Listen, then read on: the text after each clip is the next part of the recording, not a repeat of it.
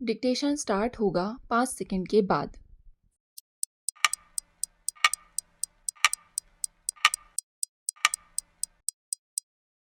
महोदय, मन का नियंत्रण एक ऐसी कला है जो समाज में स्थित प्रत्येक मनुष्य के लिए अत्यंत उपयोगी है। इसे मनुष्य की सफलता, सुख तथा शांति की कुंजी कहा जा सकता है। जीवन के समस्त कार्य मन में संचालित होते हैं। इनमें कुछ कार्य ऐसे होते हैं जो स्वयंमेव होते रहते हैं और हमें इनका कुछ भी पता नहीं रहता। लेकिन कुछ कार्य मन की जागृत अवस्था में होते हैं।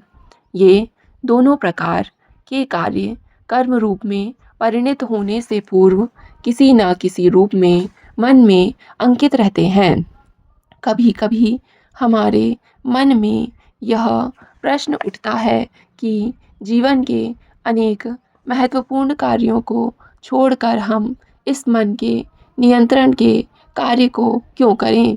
इसका कारण यह है कि मन के असंयम से मनुष्य जीवन में अनेक ऐसी घटनाएं उत्पन्न हो जाती हैं जिनका हमारे जीवन पर अत्यधिक कुप्रभाव पड़ता है और इसका सर्वाधिक बुरा परिणाम जो हो सकता है वह है मानसिक विकृति, जो कभी कभी समूची सभ्यता के पतन का कारण हो सकती है।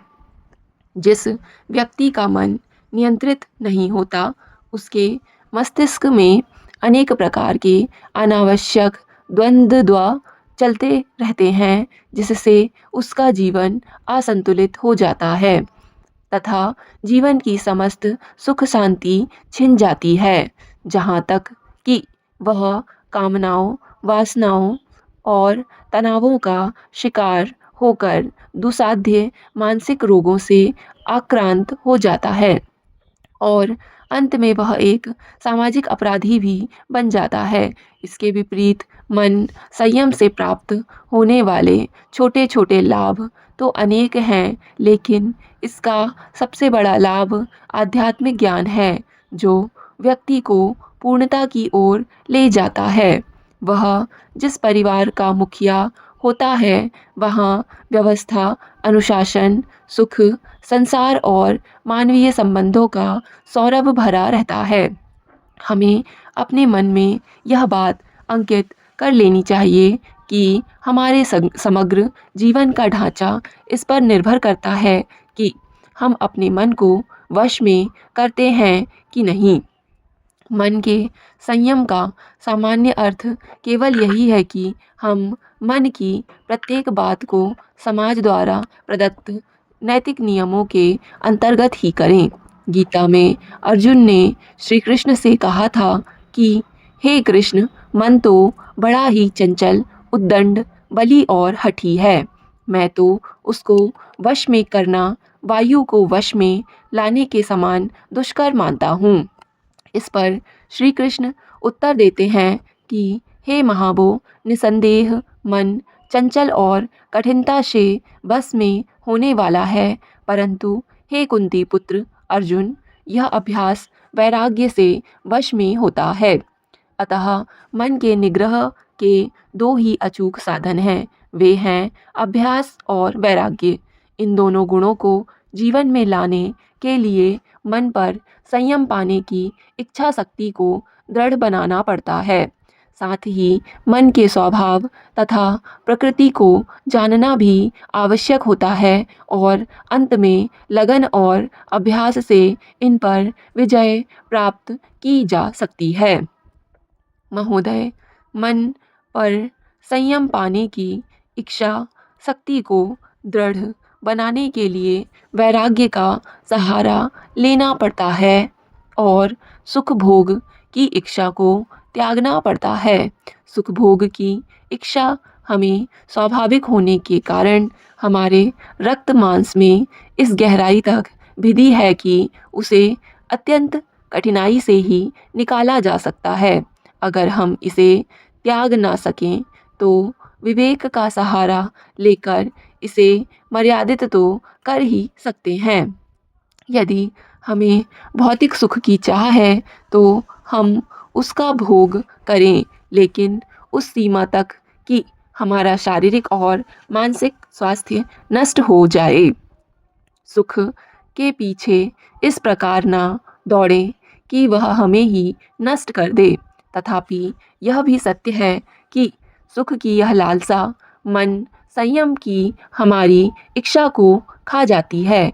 मन के निग्रह से पूर्व अगर मन के स्वभाव प्रकृति को भी अगर जान ले तो हमें मन संयम में अत्यधिक सरलता हो जाती है। स्वामी विवेकानंद के द्वारा जो मन का स्वरूप बतलाया गया है वही हमारे प्रस्तुत विचार का आधार है।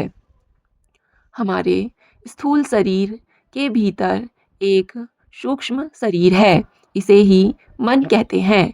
यह स्थूल शरीर मन की बाहरी परत है। मन शरीर का सूक्ष्म अंश होने के कारण शरीर का अभिन्न अंग है।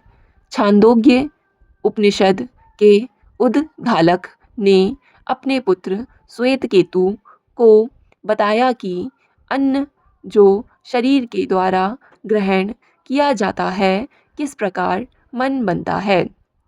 उन्होंने कहा है कि हे सौम्य, मथे जाते हुए दही का जो सूक्ष्म भाग होता है वह ऊपर इकट्ठा हो जाता है, वह धृत होता है। उसी प्रकार हे सौम्य, खाए हुए अन्न का जो सूक्ष्म अंश होता है वह सम्यक प्रकार से ऊपर आ जाता है, यह मन होता है। इस प्रकार मन अन्नमय तथा अन्य वस्तुओं की भांति जड़ होता है। इस मन के पीछे आत्मा है जो कि चेतन कहलाती है। चेतन का अर्थ होता है कि ऐसी सत्ता जो किसी दूसरी सत्ता के ऊपर निर्भर नहीं करती, जबकि जड़ पदार्थ किसी न किसी रूप में किसी दूसरी सत्ता पर आधारित होते हैं। हम जानते हैं कि संसार के समस्त पदार्थ अणु एवं परमाणुओं के संघात का परिणाम होते हैं।